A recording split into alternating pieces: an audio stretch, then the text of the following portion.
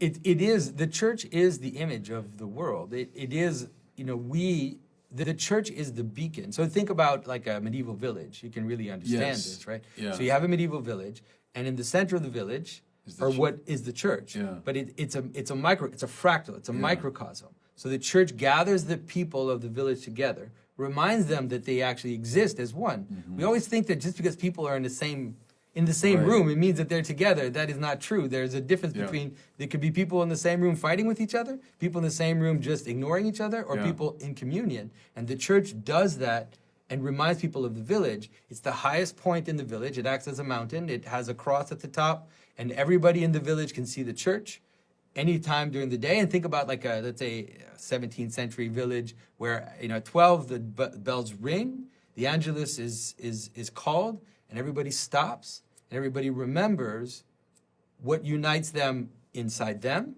what unites them to the people around them, because they can see everybody praying at the same time, what makes them one. And so the church is really an image of how, the word church in Greek, right, it's ecclesia, it means the gathering. And that's what it is. It's taking the sand, taking the dust in Genesis 1, gathering it together, and then receiving the influence from above to remind us, to bind the world together. What do our cities look like today in Canada or the U.S.? Anything but that, right? I think of Chicago, my hometown, Holy Name Cathedral, this little tiny thing here, and towering around it are the glass office towers. But in Chicago, you have the Hancock Building, John Hancock Insurance Company. You have Aon Insurance Company, and you have the Willis Tower, and insurance. They're all insurance companies are what dominate. What would gather Chicago would be, we better insure ourselves against, the danger of losing our homes and so on. No, but that's, I think, very eloquent. It tells you exactly what the city prioritizes. When I was in Europe, I just love to go to the older, places. You go to the center of the old town. There was always the cathedral. I'd want to climb to the top. That was always my instinct. But that's what they were designed for, wasn't it? Yeah. That you go to the top of that and it gathers the city together. But see, what does it mean that we've lost that? Yeah. We've lost that. It is a corollary of materialism. It's a corollary of scientism and a kind of rationalism where we think that all things are equal.